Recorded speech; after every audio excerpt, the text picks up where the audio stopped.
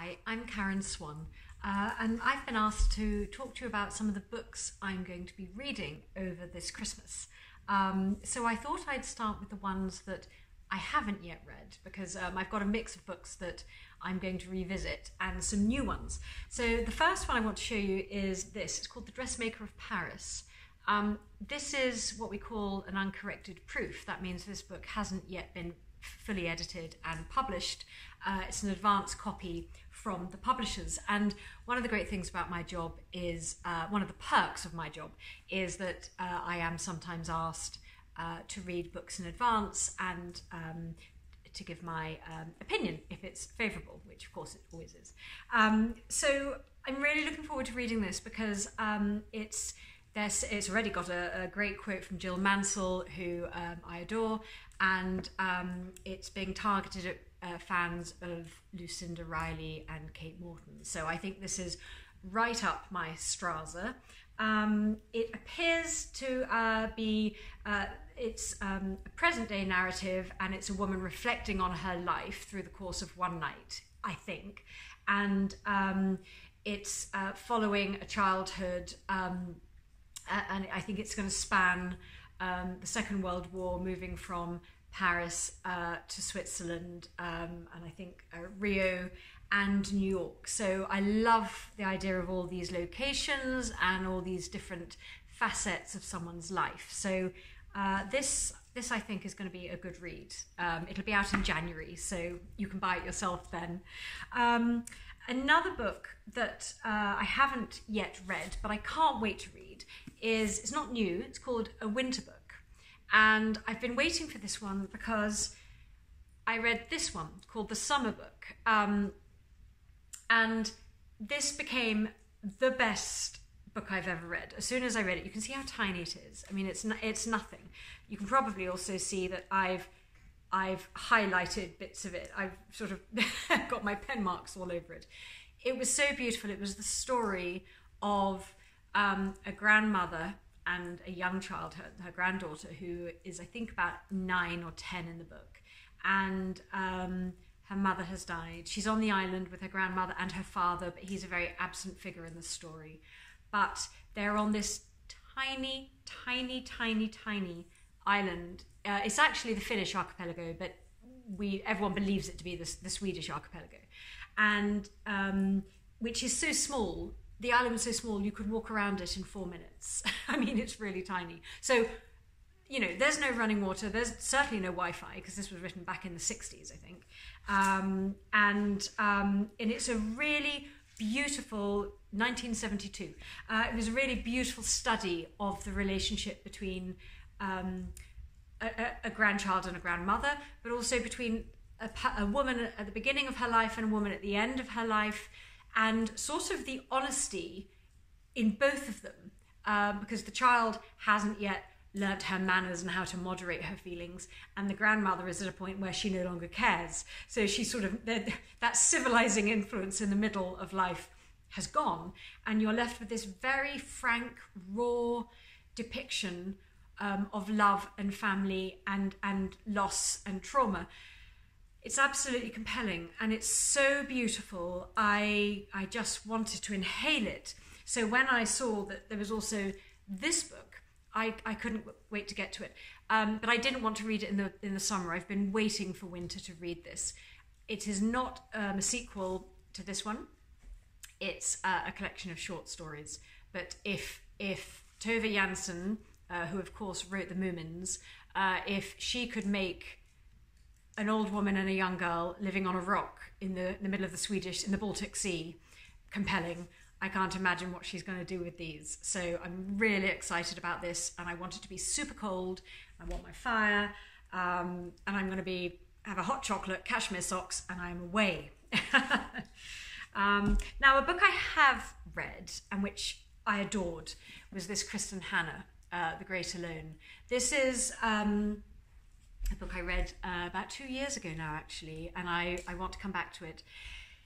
It is based around a family, an American family in the 1970s, post-Vietnam. The father was a soldier in the war there, and a veteran, and he's come back and of course is suffering with PTSD, and it's about the impact upon his wife and daughter.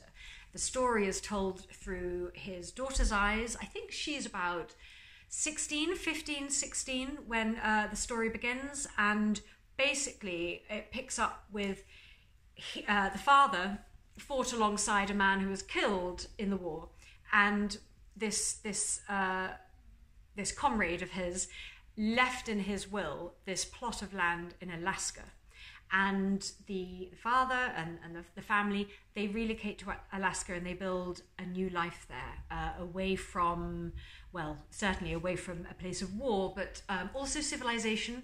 And well, for a teenager, you can imagine how isolating it would be. But also the community there is almost claustrophobic. It's so intense. Everyone knows each other. It's so tiny. So on the one hand, she's surrounded by space and desolation and wilderness. And on the other, everyone knows each other's business. And it's a tiny, tiny community. So she's both lost on the one hand and also can't find any privacy on the other. Kristen's depictions of the Alaskan wilderness, the Alaskan landscape, are incredible. I mean, you just have this sensation all the way, when you're reading it, all the way through, of just inhaling almost Arctic air. It's so clean and pristine and freezing cold. You've got ice, you can feel the icicles down your throat. And you've got this overarching sky. And it's an incredibly beautiful and vivid depiction of the Alaskan landscape, and really how that is sort of one of the last remaining places on the planet, certainly that's habitable, where the land is so beautiful, it's so clean, it's so relatively untouched. So for that alone, in this day and age of climate change, for that alone, it's a wonderful read, and it reminds us that these environments are something to protect. There's a big love story in this as well. There's two big love stories in this, and it can be a pretty brutal read at times. It's fairly unflinching, but it's got a big heart, and I really, really love it. But wrap up warm, because you'll get chilly when you're reading it. And then the next book I'd like to talk to you about is this, The Wolf Wilder, by Catherine Rundell, who I genuinely believe is just definitely the most exciting children's writer. But that sort of, I don't think, is sufficient anyway. She's just an excellent, excellent writer, full stop. I mean, I started out reading her books to my daughter, who is now 14. I don't care if she's still writing children's books when I'm 60. I will still be reading them, because she's got such an important voice and such a vivid imagination. And I love the way the girls in all her books, from the Girl Savage to the Explorers to the Rooftoppers, which was the first one we read of hers, and I loved it. Her girls are feral and they're wild, and they're not obedient princesses. I love that they are telling young girls it's important that you can just go with your instincts. You don't need to be molded into a yes princess. This particular book is beautiful. It's set in Russia. In Tsarist Russia, wolves were, I suppose, a prestigious a cachet. There was a cachet to having a wolf, and it was quite the thing for members of the court to have baby wolves. And of course, as soon as the animals matured into adults, they would be abandoned, because of course they were wild. And so there would be these people who were wolf wilders who would help the animals transition from captivity to living free again. And so the story centers around the girl and her mother, who is the wolf wilder. And her mother early on is captured and imprisoned, and the story is about this young girl. I'm trying to think of her name because I haven't read it for a bit. Fedora, that's it. And she's going to break her mother out of the St. Petersburg jail. It's such an amazing adventure. You don't have to be a child or have a child or even know a child to have to read this book. Again, beautiful snowy landscapes, just the wildness, and just laden trees and ruined castles and little huts in woods. I mean, what could be more glorious? I love this book, and I love its ambition for girls within it. So Catherine Rundell, Forever. And then the last book that I'm going to read over Christmas is actually a really, really old favourite. You'll all be familiar with Jane Austen's Emma. Of course, rightly one of the most famous books in literature. I do think that Mr. Woodhouse is one of the greatest characters in literature. And although I'm not massively a fan of adaptations of books, I do think the recent adaptation of Emma, I think by working title, where Bill Nighy plays Mr. Woodhouse, I thought that was absolutely amazing. And it was filmed quite close by. I live in Sussex, and it was filmed at Firle Place. So it's sort of reignited in me the want and the need to come back to this story and to really immerse myself in Jane Austen's words, because she is truly my literary heroine.